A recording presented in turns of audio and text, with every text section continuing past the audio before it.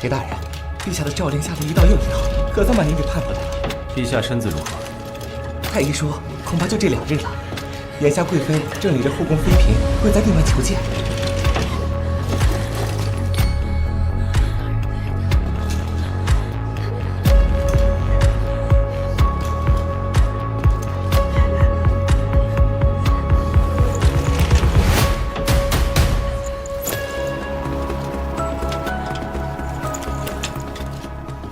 奴才奉命南下绞杀叛贼，幸不辱命。如今携捷报归来，望陛下圣裁。神旨，朕终于盼到你回来了。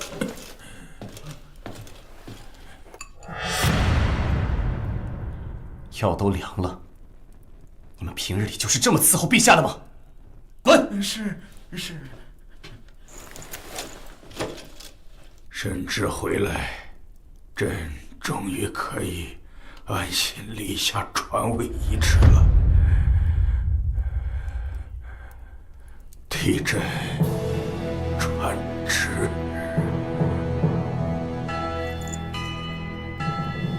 朕受皇天之命，因大位于世，受皇天之命，因大位于世，乃今构集弥土，唯念祭祖得人。人孝明达，速得天成，皆转位于太子。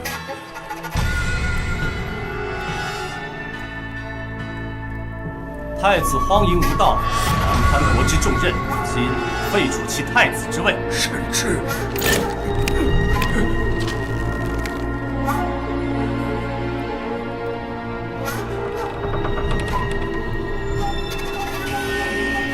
写。是。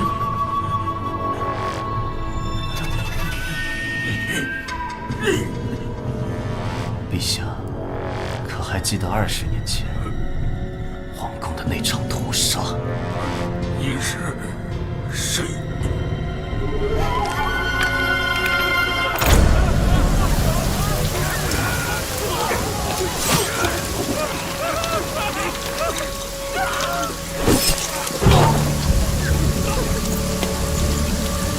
皇有令，明日是登基大典，前朝余孽，今夜一律祭旗。常背后带着刚出生的孩子，肯定跑不远。快走！是，你在这看看。快！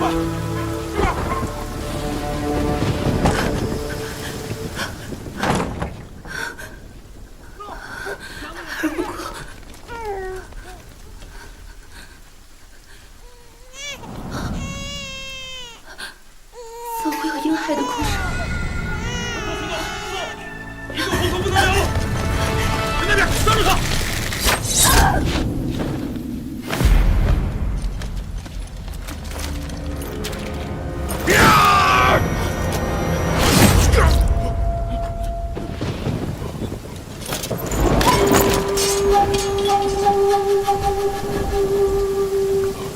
卓少贤，你既已臣服陛下，为何又护着这前朝废后？陛下有令，废帝相关人等一律斩杀，你胆敢抗旨？抗旨？谁看见了？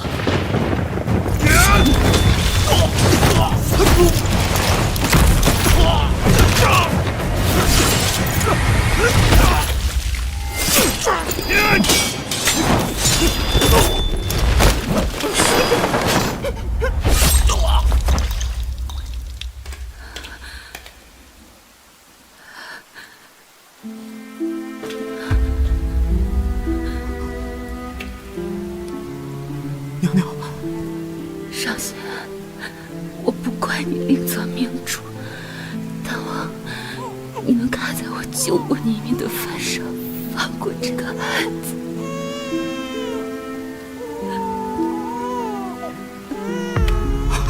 凤娘，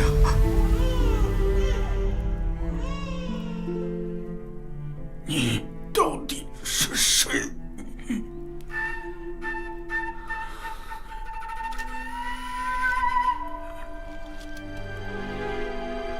当年你杀死在龙椅上的那位，是我的父皇。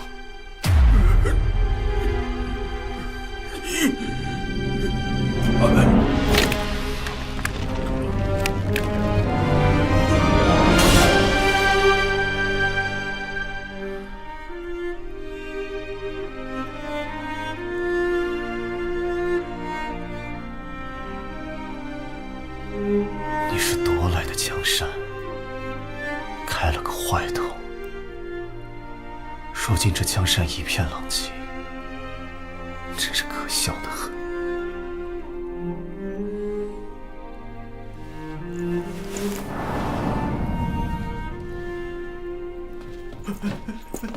公公饶命，奴才刚才什么都没看到。裴公公要奴才写什么，奴才就写什么。你倒是忠心的很。现在，谁人能执掌这江山？谁又配执掌这江山呢？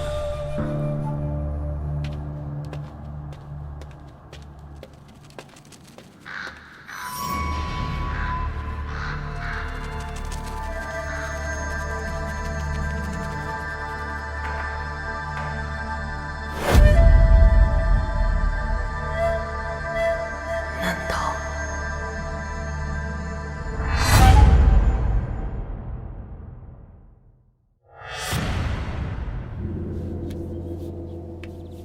义父，太子自知无才无德，已经自愿离宫去了。遗诏拿到了吗？拿到了，地位暂时空悬。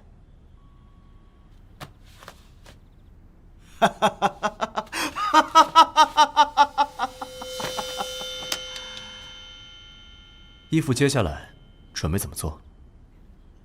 这朝中近日动静不小，当然是要挑一名新帝来整肃朝纲了。传令下去，命所有皇子前往大殿候旨。我还以为义父会立我为帝呢。慎之啊，你身为前朝皇子，贸然称帝，定会引得朝廷动荡不安。孩儿自然知道，世人皆知我为宦官，自然是做不了这个皇位。只是，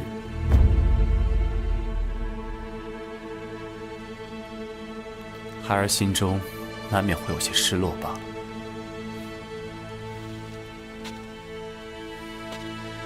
知道我儿受委屈了，不如这新帝便由你亲自来定，这样够不够解我儿心中苦闷？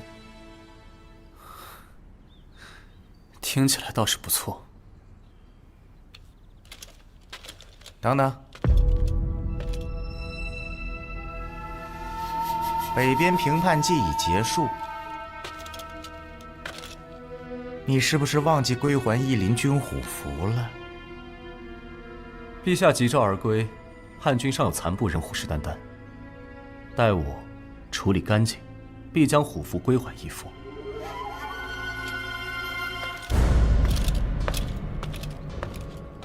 逆子，烦死了！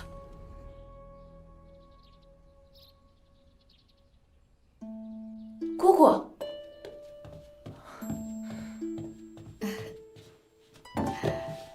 您怎么起来了？不过是受了点风寒，躺不住了，心里挂着这残局呢。我陪你下。好。不是要同众皇子去给陛下请安，怎么回来的这么早啊？父皇病重，我和众嫔妃都被拦在了门外，但情势有些古怪。我回来这一路上连个侍卫都没瞧见，可宫中那几处主殿却守卫森严。我怀疑。你怀疑什么？我怀疑父皇已经崩殂了。殿下，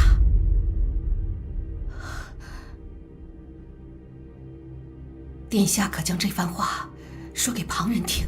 不会的，我谨记姑姑的教诲，要谨言慎行，莫要引人注意。你女儿身的身份，我们守了快20年了，终于有机会逃出宫。带我们出去，就再不用因此担惊受怕了。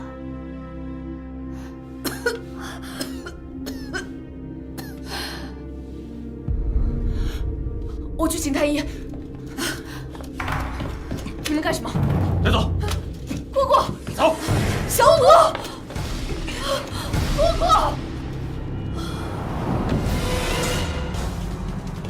还有2个时辰，夷陵军神行营立刻抵达皇城东，对卓尚贤的护庭军发动突击。长司大人，王子们稍后便到，请长司大人议事厅等候。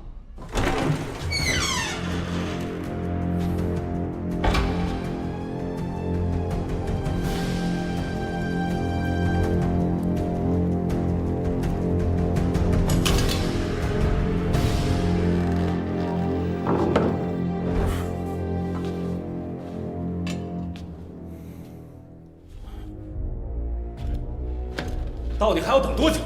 裴慎之，你叫我们过来究竟要干什么？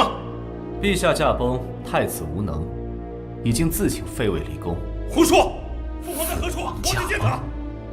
太子离宫，陛下口谕，国不可一日无君，令臣在诸位皇子之中代责明君。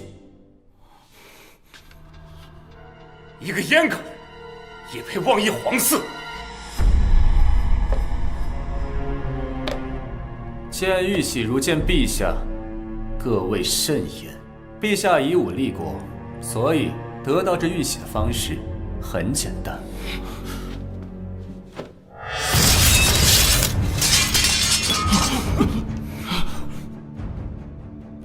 怎的身上如此燥热？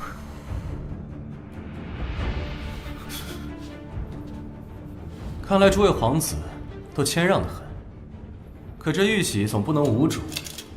臣受陛下之托，不可不忠君之事。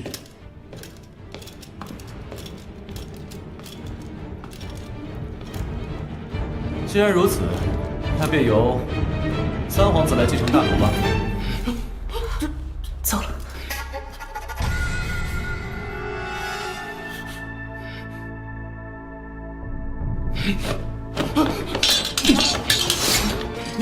你们想干嘛？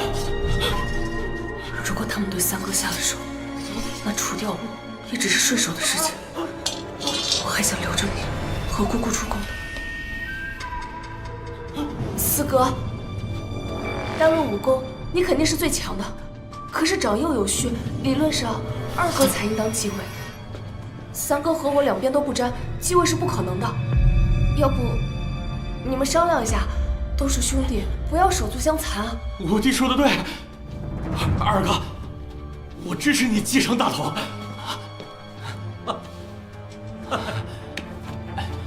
好弟弟，先问我的刀同意不同意？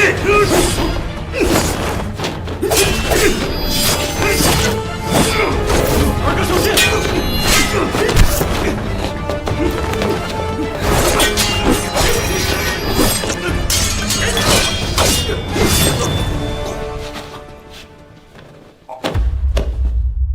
敢拦我，独自量力！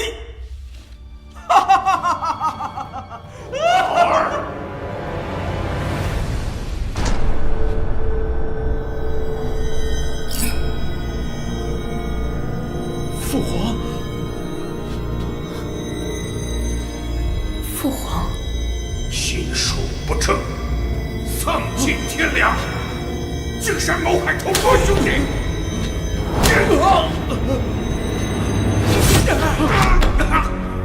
我要杀光任何敢阻止我登上皇位的人，连你也不例外！我要杀光你们！杀！留意到了幻神香，这位五皇子似乎还有点意思。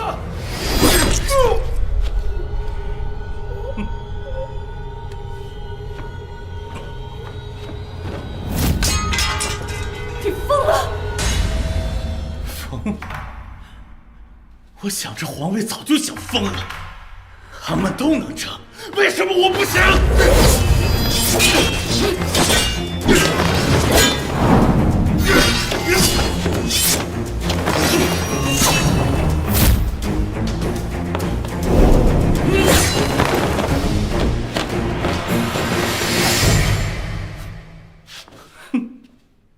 五弟，你太天真了，你真以为他会把皇位给我们吗？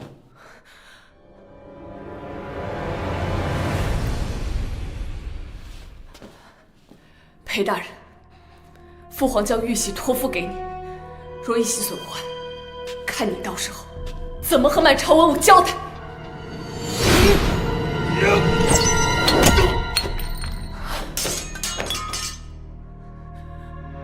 那五皇子想如何呢？我无意皇位，只要你肯放我出宫，还有我姑姑。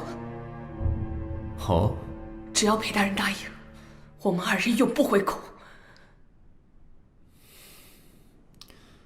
我呢，此生最讨厌的就是皇宫中生死相依的戏码。要不这样，无意皇位可以，你杀了你姑姑，我放你走；亦或者是我杀了你，放她走，如何？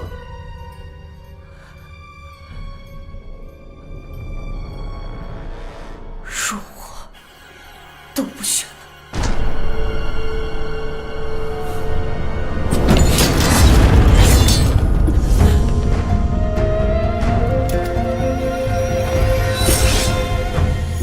烛火长点几度春秋，爱恨几笔风萧。杀了你，这里的真相便无人知晓。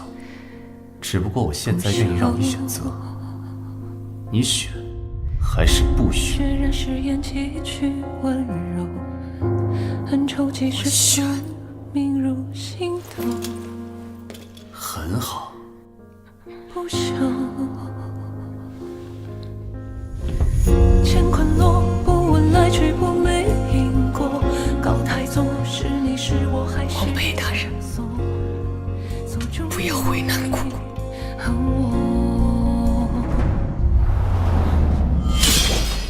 一朝风云踏破苍穹一梦，半生山河旧。一步遥望少年回眸一幕，终生皆负手。其实你还有你的选择，你登基为帝，你和李姑姑便都能活。裴大人，为何选我？五皇子自幼失势，势单力薄，易于操控，是所有皇子中最适合的皇帝人选，不是吗？我答应。臣裴慎之恭迎新帝登基。大人，为何迟迟不动兵？收收你急躁的性子，待从长计议。大人，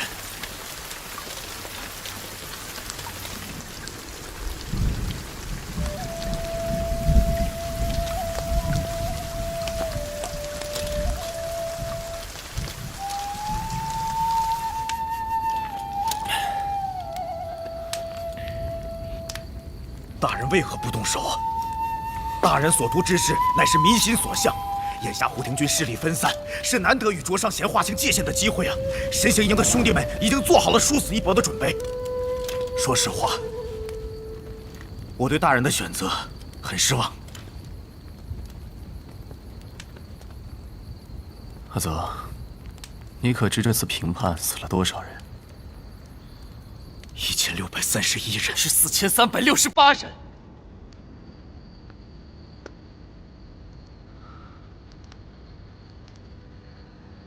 这些数字根本无人在意。所谓的国军和叛军，最终不过是胜利者书写的击毙亡魂罢了。咱们这位大宁皇帝，自开国以来，引发杀戮无数。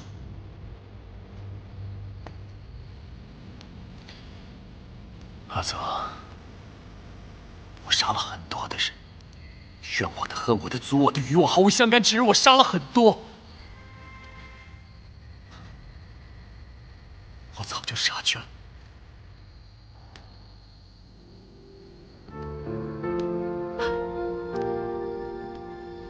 通知下去，御林军暂且城北驻扎吧。遵命。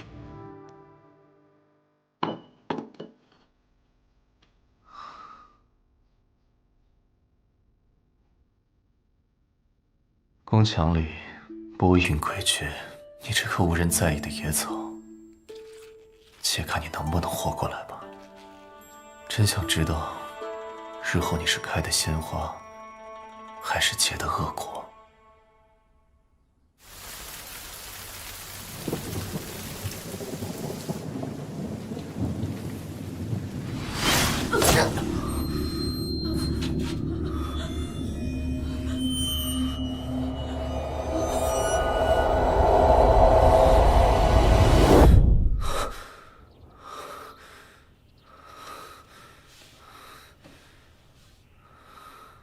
裴长司，新帝登基吉时快到了。知道了。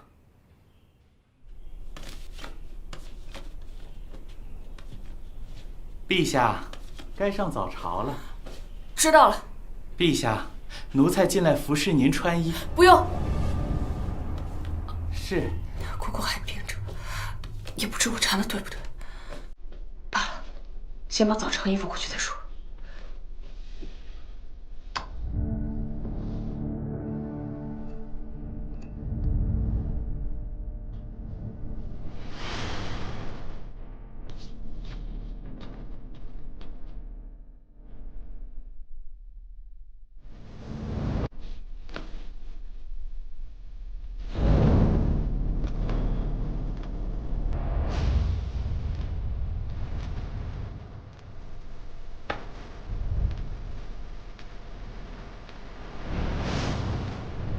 新帝登基是一旦。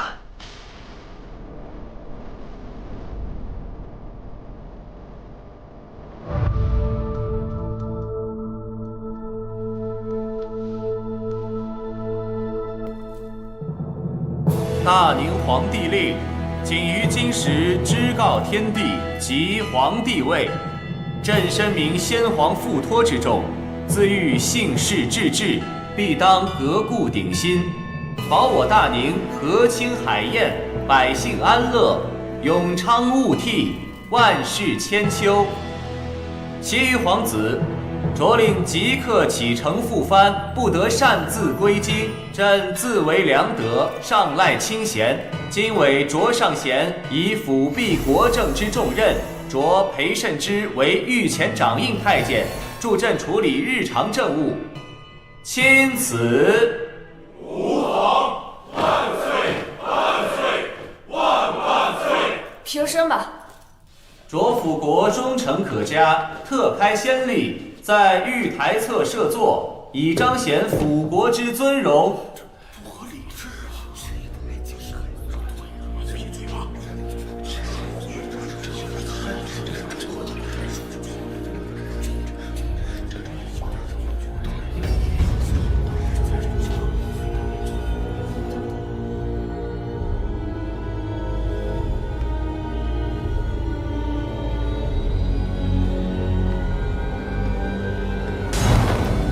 陛下，百官尚未向擢辅国道贺。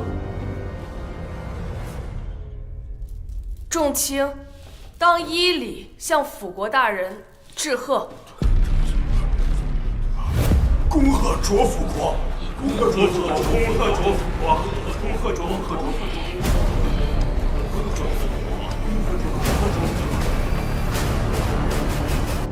哼！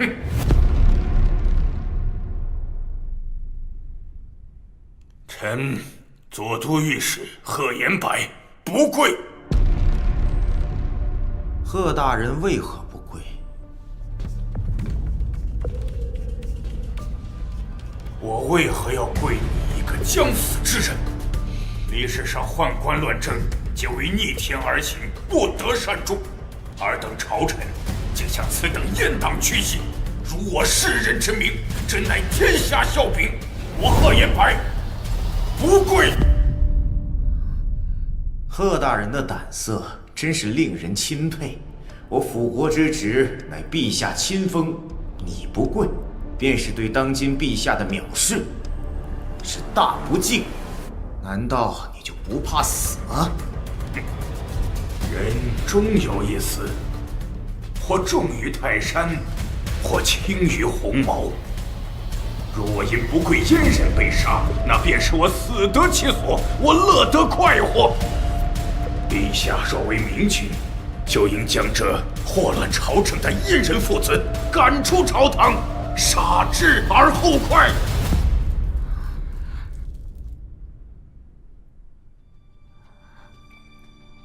陛下，此人居心叵测，在暗示陛下并非明君，当立即斩首示众，以儆效尤。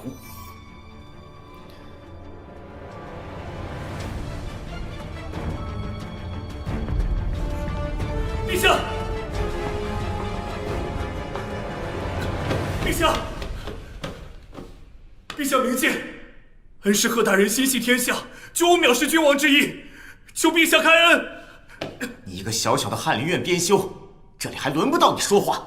陛下，请陛下开恩，饶过贺大人，求陛下开恩，求陛下开恩。华成，求陛下开恩，求陛下开恩，求陛下看在他为江山社稷鞠躬尽瘁的份上，饶他一命。求陛下开恩，求陛下开恩，求陛下开恩，求陛下开恩，求陛下开恩，求陛下开恩，求陛下开恩，求陛下开恩，求陛下开恩，求陛下开恩。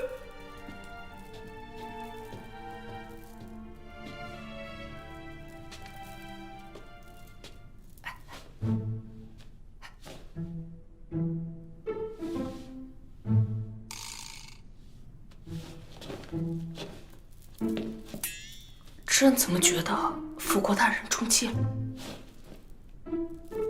贺大人乃儒林巨擘，名声遍布天下。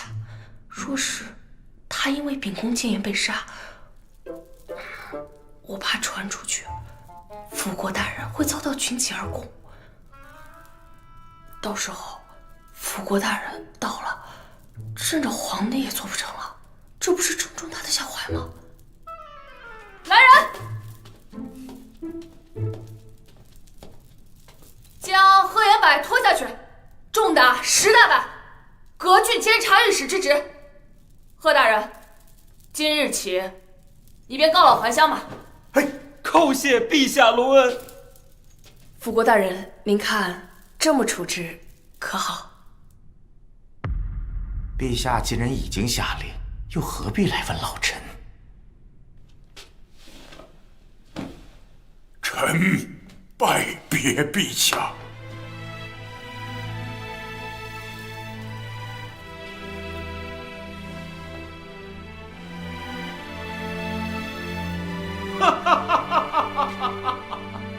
买条黄牛，学种田，节俭茅屋，傍林泉。因此老去无多日，且向山中过几年。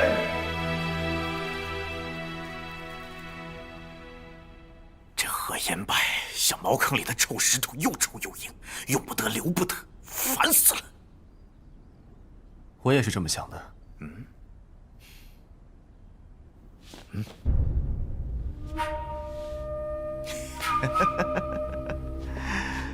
现在该去会会我们的小皇帝了。辅国大人到。辅国来此，是有什么吩咐吗？你明知我要的是贺延柏的命，你竟敢忤逆我的意思？辅国大人，我在朝堂上说的都是肺腑之言，更何况我忤逆您的意思，对我自己有什么好处？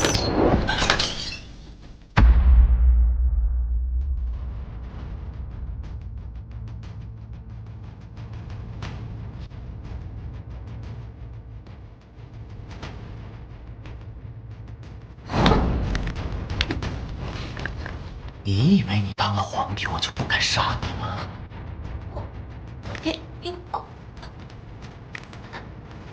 辅国大人，留着他还有用。我当然知道。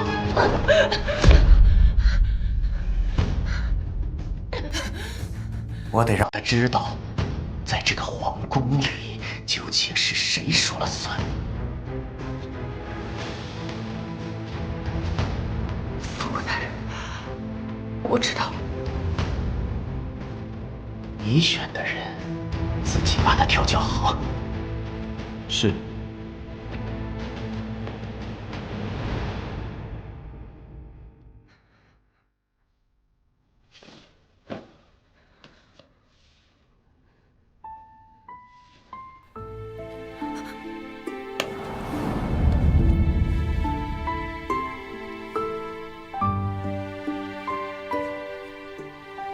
欺人之道，在于先自欺。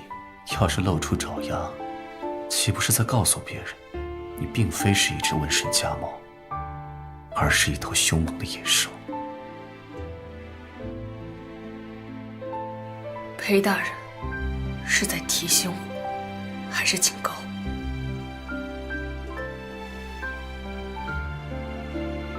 你不改就何言白。确实不该。不过，这世间有很多事，不是通过权衡利弊去做的，不是吗？还好现在只是受些皮肉之苦，也算值得。哦，若不是我刚才救你，你已经被辅国大人掐死了。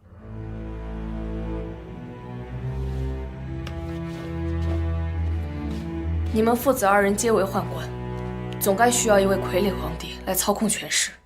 现在就剩下我和三皇兄，若在登基之日，你们便杀死我这个皇帝，即便你们将我的死因处理得再天衣无缝，恐怕三皇兄也不敢来接手这个皇位。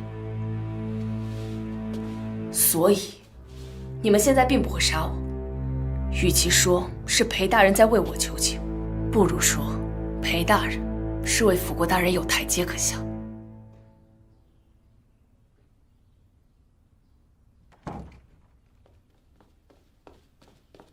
陛下，李姑姑醒了。来，翡翠玉龙羹、琥珀鸽子蛋、玉带虾仁卷、玛瑙肉丸子。走。哟，陛下，这不妥。我说妥就是妥。来，姑姑，你现在身份不同以往，不能再这么孩子气了。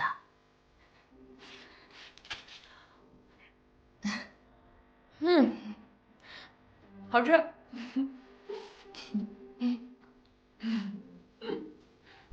姑姑，我要吃你那个。慢点，慢点，没人跟你抢。你不抢，才能达到目的。有目难调。你记住，你出生时正值夏国覆灭，你的人生就只有一个目标，那就是复仇，以慰亡魂。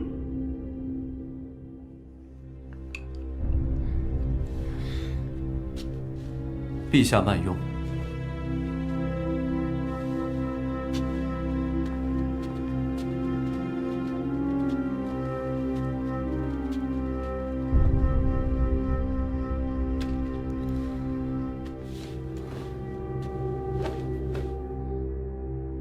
姑姑，我错了。我们约好的一起逃离皇宫，眼看就要实现了，却被我毁了。我知道，你非到万不得已也不会走上这一步。只是今日，你坐在了这世上最瞩目的位置上，你女儿身的事，恐怕是藏不下去了。我知道，陛下，我们逃吧。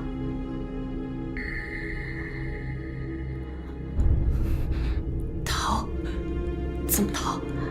这些年，我一直过得提心吊胆。筹谋多年，总算打通了一条出宫的路子，总归是条退路。可是姑姑，如果我们现在逃离的话，会不会太冒险了？会。但深宫就像一盘棋局，我们已经只剩下2个气口了，想要活棋，只能异中出现，或许才是唯一的活路。姑姑说的是。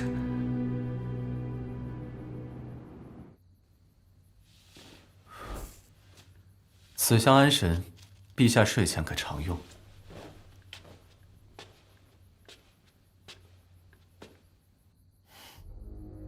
这么晚了，裴掌印还有别的事吗？有，伺候陛下沐浴就寝。这种事情让李姑姑来做就行了，怎好劳烦你啊？对，这种小事向来都是由奴婢侍奉的。陛下想必也已经习惯了。那陛下便从今日开始习惯我吧。毕竟侍奉陛下也是臣的职责。不必了，你退下吧。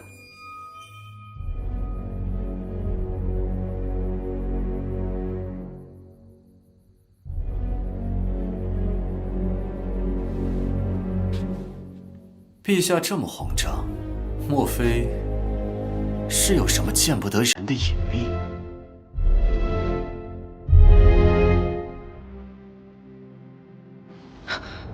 裴掌印，不，姑姑，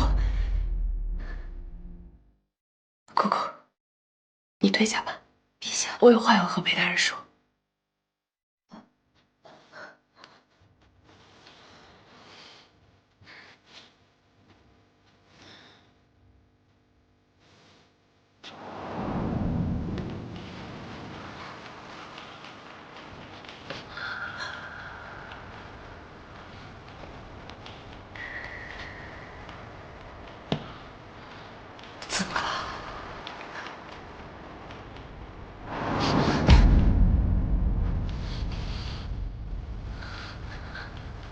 你再动一下，我就杀了你。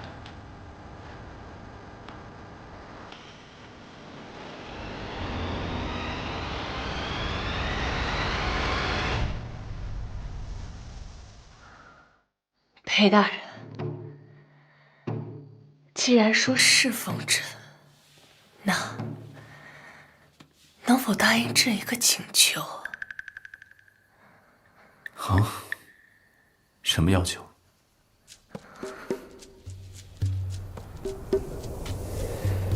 侍奉朕的人，自然要迎合朕的喜好。其实，朕早就发现，裴大人要比其他公公更英武许多，更惹朕喜爱。陛下，你究竟想说些什么？朕的意思，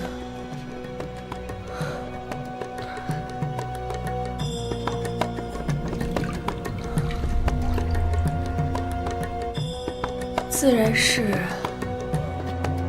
雨露恩泽，可以吗？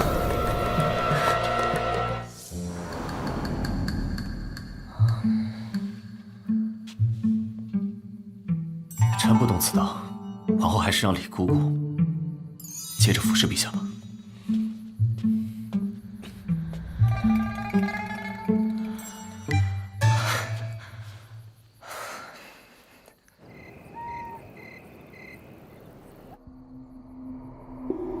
可以吗，裴大人？裴大人！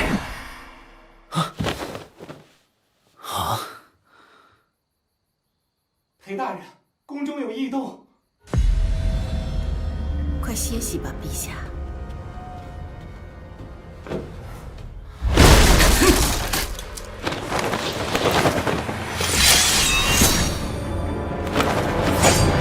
谁派你们来的？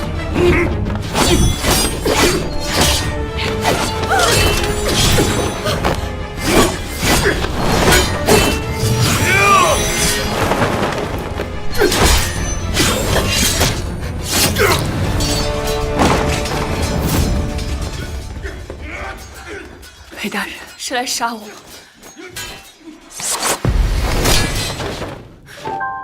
陛下没事吗？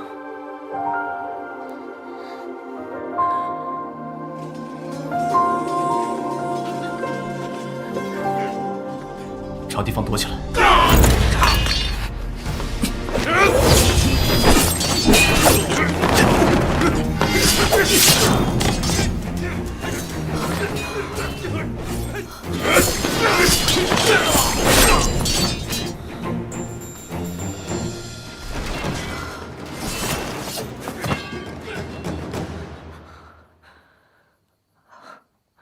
怎么没有声音了？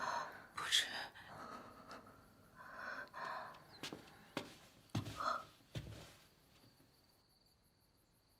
没事了，出来吧。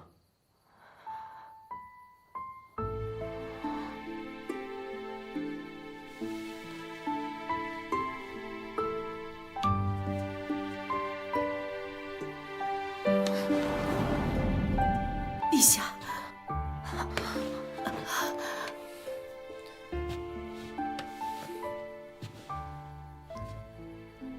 副国来了。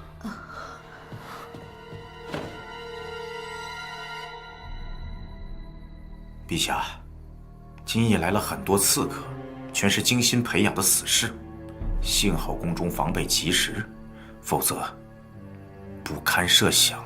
死士？谁派来的？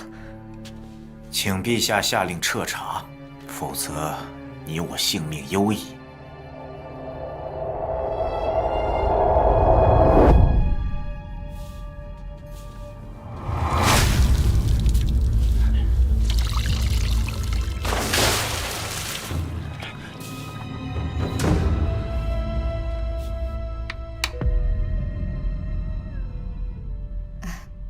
陛下果然聪慧，这天下第一残局已被陛下破解了。和姑姑对弈此局近2月有余，才勉强想通这棋局为何叫玉石俱焚。姑姑，你是不是对此棋另有解法？我并不确定，但确实已有些思路。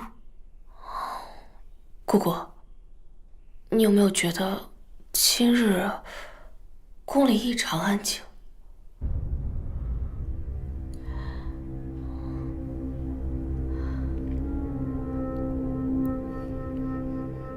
应是前日发生了刺杀的缘故，宫人们都有些谨慎吧。陛下饶命啊！为何如此慌张？不过打翻了茶水而已，朕为何要杀你？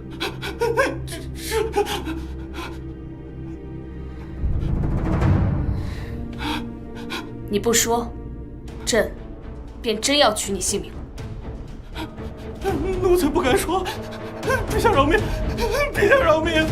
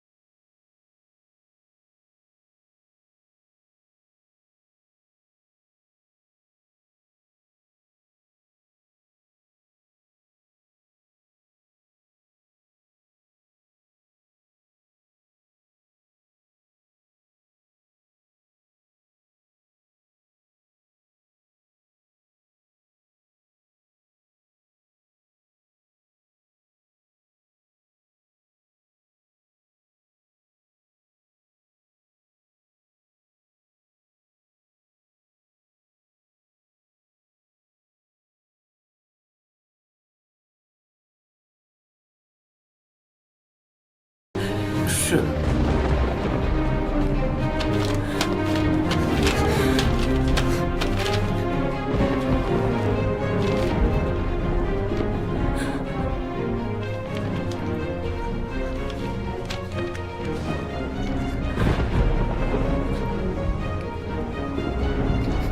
他们不死，你就得死。你不必为此感到自责。是吗？你当真觉得他们都该杀？他们都是参与谋逆的太子。裴大人，谎话多说几遍，便真的能骗过自己吗？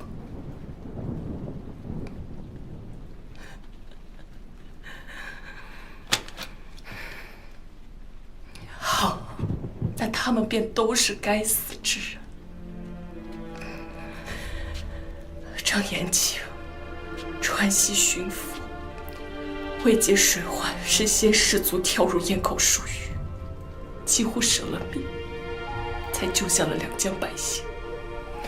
赵昌吉、光禄寺蜀正，为替百姓伸冤，拖着病体奔波数月，最后落下终身残疾。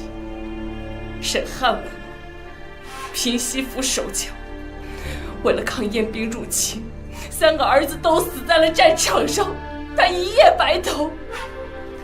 还有岳桂山、任海滨、于长平，裴大人，在你眼中，他们当真都该杀吗？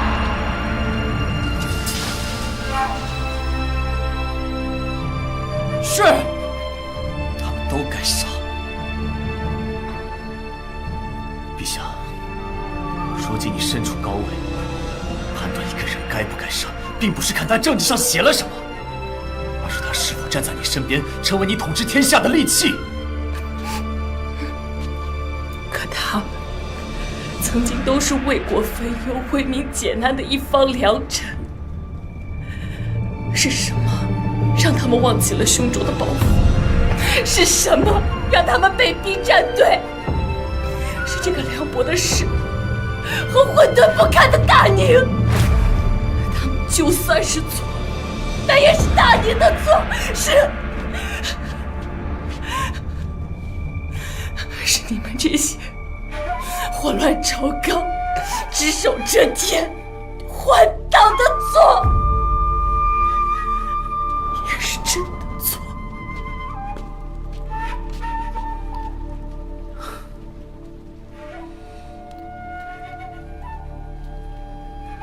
陛下若不干，为何不亲自搅动风云，拨乱反正呢？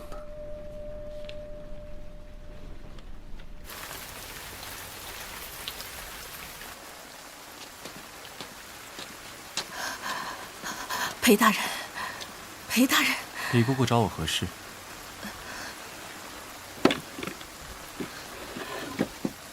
陛下已经3日滴水未进，日渐消瘦了，我实在是担心他的身体。我去看看。裴大人，陛下幼时大病一场，吃什么吐什么，性命危在旦夕。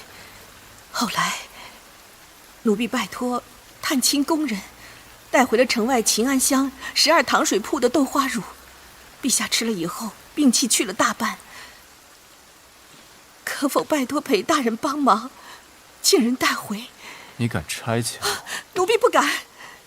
陛下待我如亲人，看他这般，奴婢实在心忧。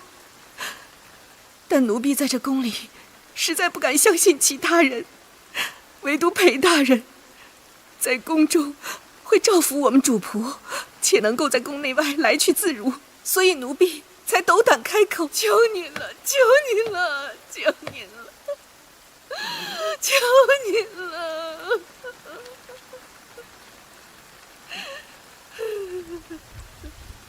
明日辰时我会送来。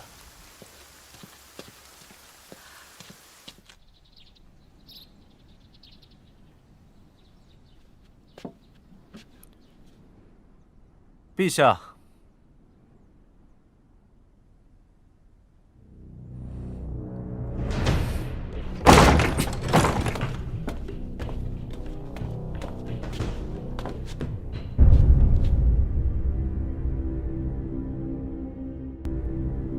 来人！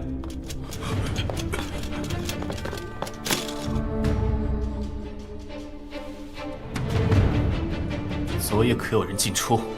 李姑姑说，陛下想沐浴祈福，便唤了10多名宫女一起前来侍候。10多名，进去之时几人？出去之时又是几人？这……陛下不见了，封锁宫门城门，暗中搜寻。立刻！是。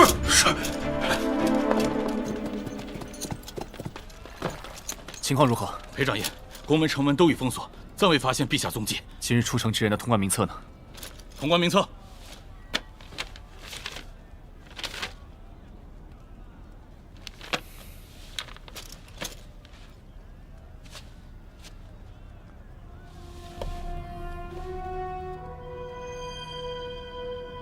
此香安神，陛下睡前可常用。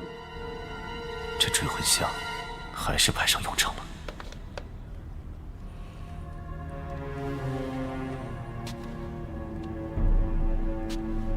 看来你已经出城了。你以为这天下还有你的容身之地吗？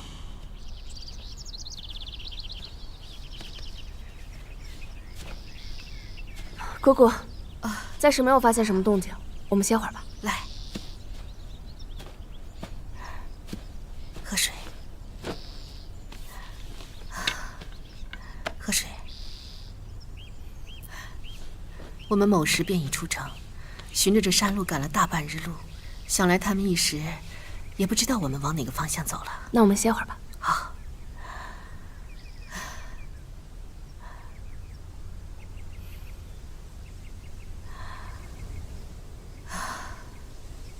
想什么呢？没什么。 20年了，终于逃离那个地方了。纵使是牢笼，也是我们生活了20年的家呀。姑姑，有你在的地方就是家。等到了临川镇，一定要去尝尝姑姑说的玉露团。好。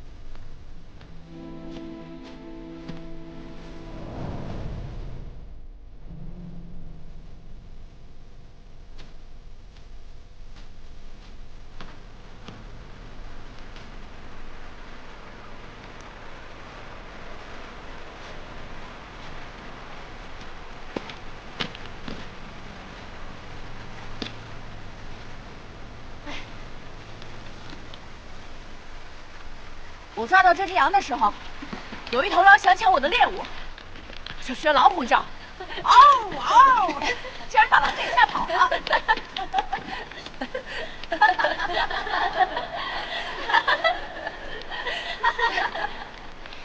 收获不错啊！那个地上小楼间是不是在看我呀？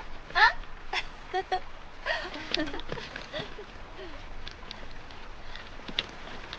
你是谁？为什么来我们村？ 各位姐姐，在下途经此地，已近黄昏，请问附近可否有地方落脚？这方圆20里地都没有客栈，只有我们村可以暂住。那可否容我和姑姑2人去村中借宿？我姑姑她就在附近。你姑姑可以，你不行。我们村不方便男子留宿。哦，姐姐们等一下，我是女人。 啊！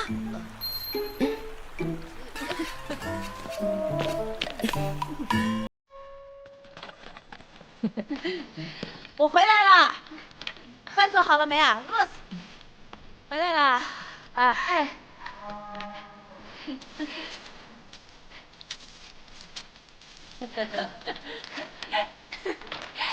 慢点。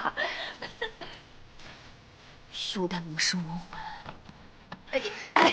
坐这儿吧。王贵芬，我可等你很久了。你们先进去吧，我有点事儿。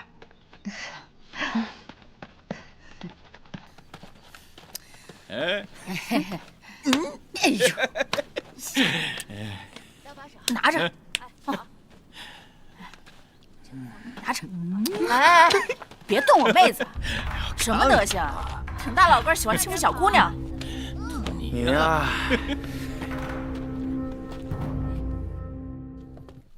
哎，快来快来，吃饭了啊！来，赶紧分一下，多盛点来。小五姑娘，快趁热吃。谢谢。这是桂芬姐在山上打的野山羊吗？就她胆子最大，只有她敢背着弓箭往山上跑。给，姐姐们都很厉害，能背那么重的炭石和竹子。那可不，来点。今天是我们的上山日啊，姐妹力气可不比男人差。你再给我来一碗。来，说来有些冒昧啊，刚刚进村，村中好像并无男人。军来村没男人。村里的壮丁都被抓去充军了，差不多全死在外面了。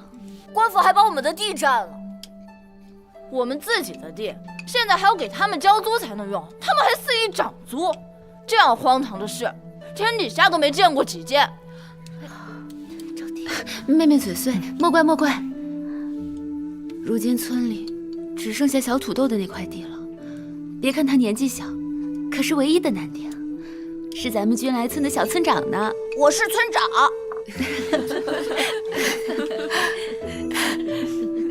姐妹们，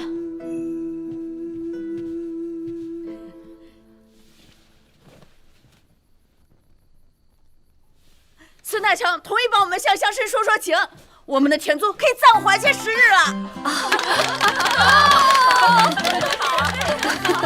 好，桂芬姐真厉害。那是我桂芬姐上山能补羊，下山赶流氓。哎呀，行了，别贫嘴，快吃饭。哎，你俩打哪儿来的？哎，让我来猜啊，你们肯定是被夫家休弃，路上结识，以姑侄相称，慕名前来我们寡妇村的。是啊，我们不是吗？不是啊。啊？误会误会，来吃来吃，哎，多吃多吃，吃肉吃肉啊！好。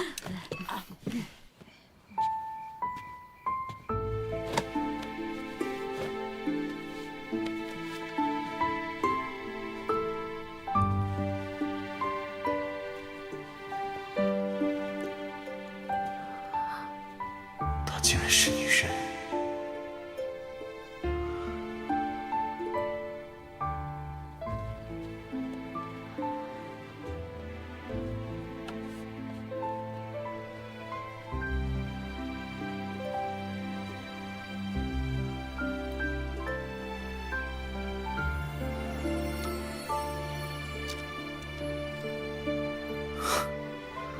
还好她是女人。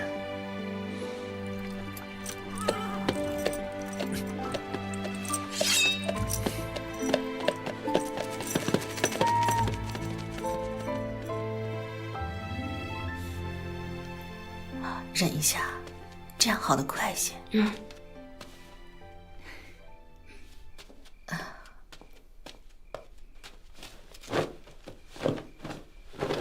如兰姐，俊来村为何叫寡妇村？这都是很久以前的事儿了。我原本也不是俊来村的，是个喜好医术的外乡女子。到了年岁，便在母家的安排下嫁了人。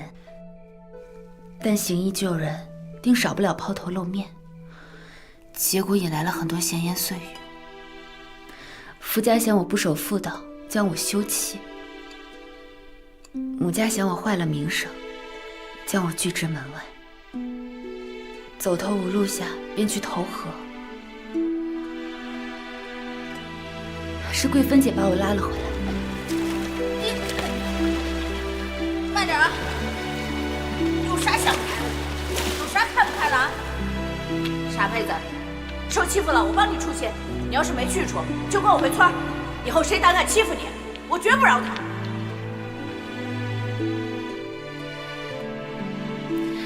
他将我带回军来村，鼓励我继续行医救人。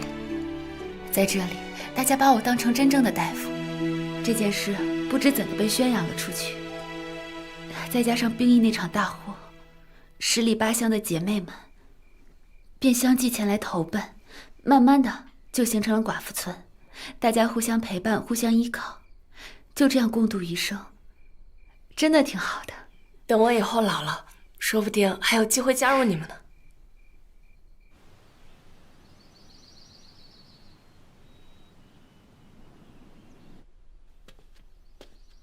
小五，该起床啦。姑姑，你就让我再睡会儿吧。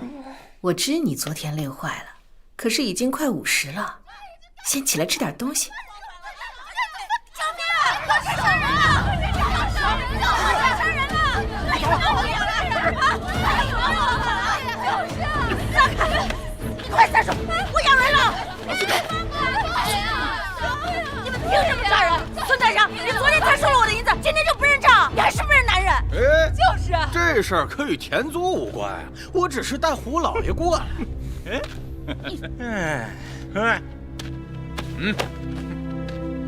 这布是你们拿去市场上卖的吧？这不是我们织的，有什么问题吗？呸！看什么看？臭流氓！不张嘴！跟你拼了！后退！我后退！放手！放开！你打我！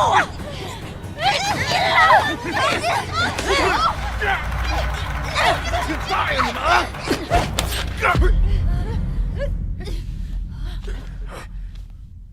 你们敢伤我？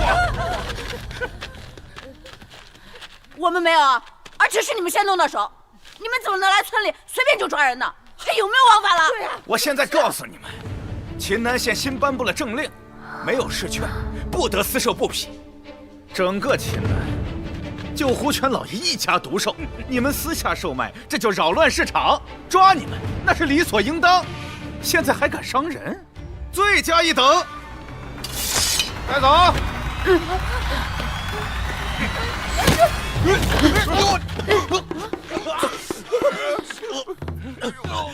谁？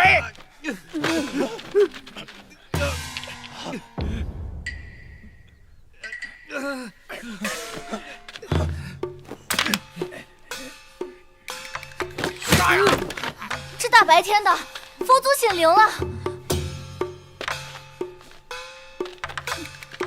哦呦！真有佛祖啊！该不会是有什么脏东西吧？你们坏事做尽，天上的眼睛都看着你。官差老爷，我看今天就算了。不过军来村的人私售布匹，这事儿必须得给个交代。不管是神是鬼，还能护着他们一辈子不成？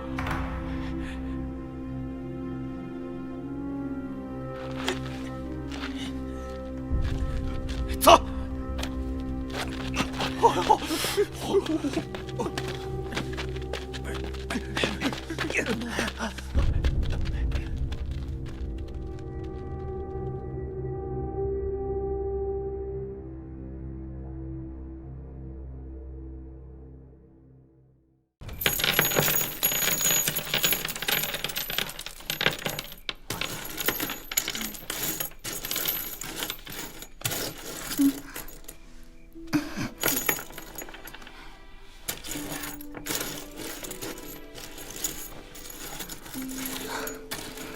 不知道这些钱够不够交罚金？就算这次凑够了，那下次呢？这次是不让私售布匹，下次我看连小土豆的地都保不住了。这日子什么时候是个头啊？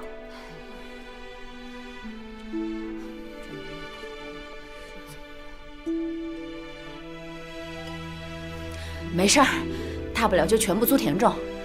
辛苦是辛苦了点儿，可这日子总还是得过下去。姐妹们说是吧？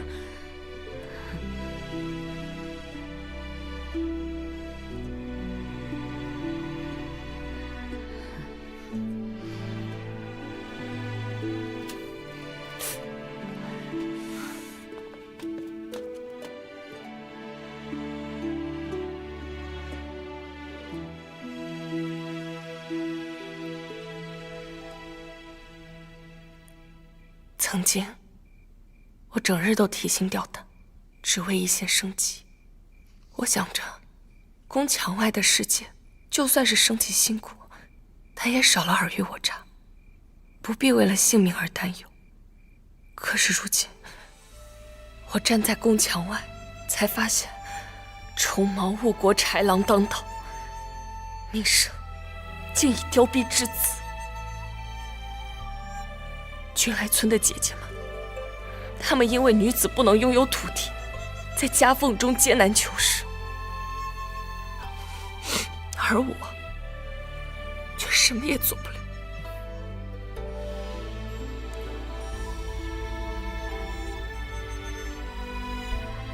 你是不是想回那个地方了？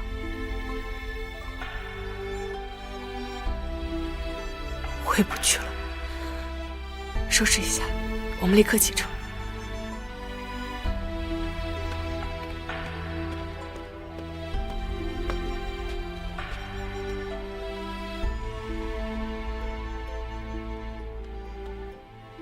那玉露团可好吃了，糯糯弹弹的，堪称一绝。陛下，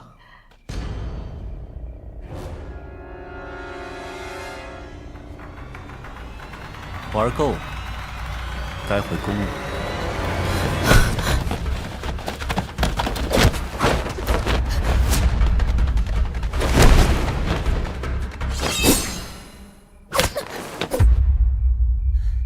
陛下竟然身为女子，好一个弥天大谎啊！大人，都是奴婢的错，与陛下无关。你多大的本事？这么大的事，你能瞒得下来？当年，宁王侧妃得了疯病，生下的其实是个女孩。不知怎的，她非说自己诞下的是位小殿下，奴婢也实在是被逼无奈。当时恰逢先帝登基，众皇子受封在即，如果那个时候说武殿下并非皇子，只怕殿下根本活不了。大人，陛下本就受生母所累，受困宫中多年，如今好不容易出了宫，还请大人放他一条生路吧。奴婢愿带陛下随您回宫受死。那你不如现在就死！陛下，万万不可！松手！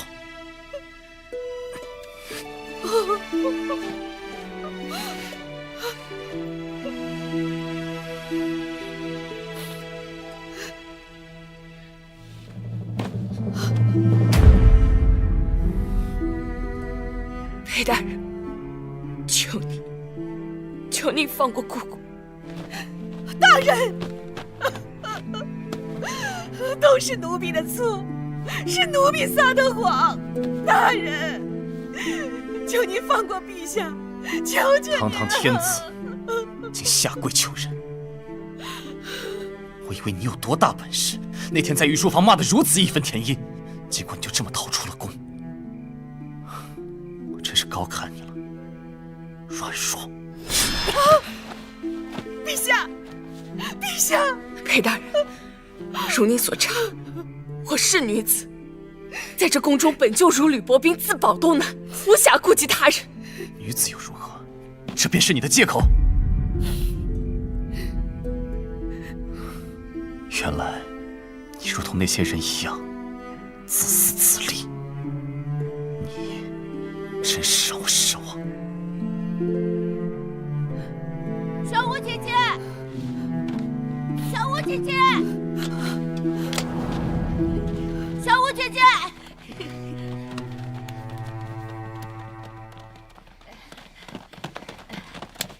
谢谢二位贵人，心意我们收到了，不过这银子我们不能要。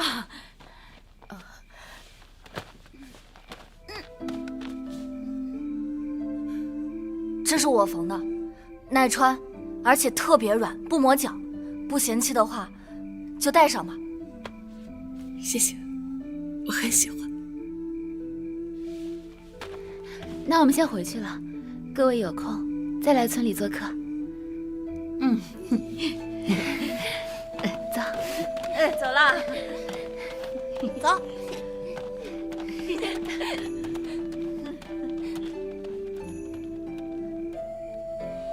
既已如此，你这傀儡我不要也罢，只要你自愿回宫受死，我便放了李姑姑。谢裴大人，陛下不可。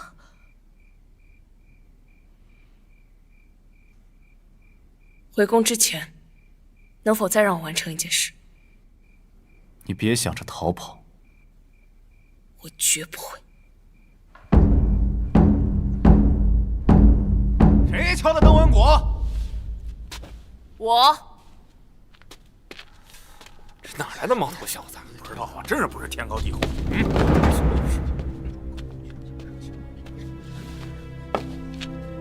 堂下之人可有功名在身啊？并无。大胆！既无功名在身，见到本官为何不跪？来人！压他跪下，藐视公堂，杖责10大板。是。大人如此急于用刑，莫要后悔才是。这小子什么来头？说话如此嚣张。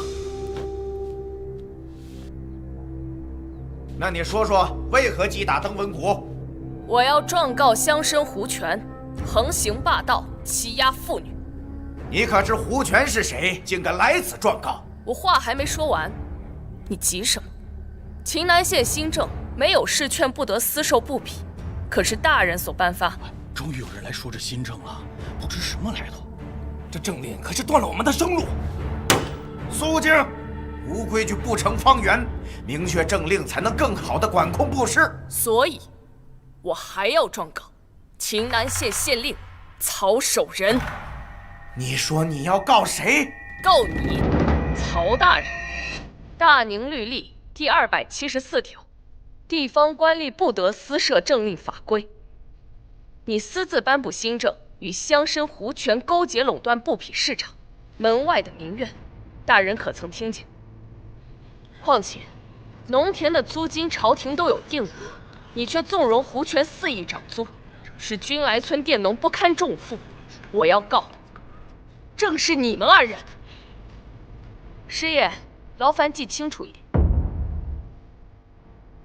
大宁律例第84条，公堂之上若不如实记录案件，则按伪造卷宗罪处以流放10年。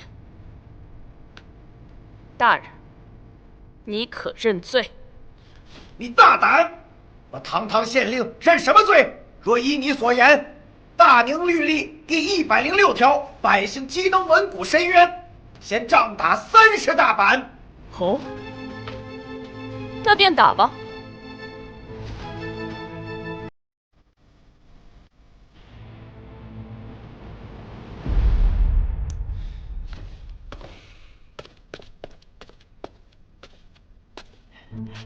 公子，不如你跟我透个底，告诉我你上面是哪位贵人？说不准咱们还是自己人呢。师爷，刚刚县令大人与我说，公子，不如你就同我透个底，告诉我你上面是哪位贵人，说不准咱们还是自己人呢。愣着做什么？记呀！既然你如此找死，就休怪本官不客气了。给我打！是。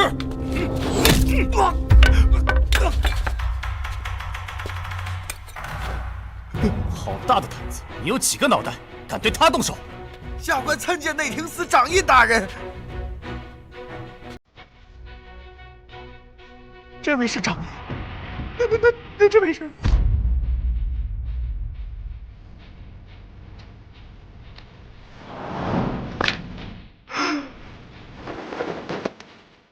臣裴慎之护驾不力，请圣上降罪。圣上，罪臣百思不说，百思不说。你现在知道认罪，晚了。你勾结乡绅欺凌妇孺，命你将军来村所有被侵占的钱财尽数归还。你毛国败政，营私舞弊，革去你县令一职，立即查抄家财，流放岭南。陛下放心，我已全都记下了。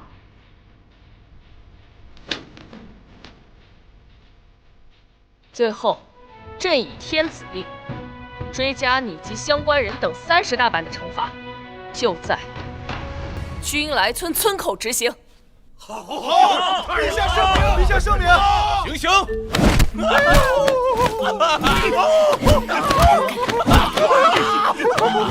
哎呦！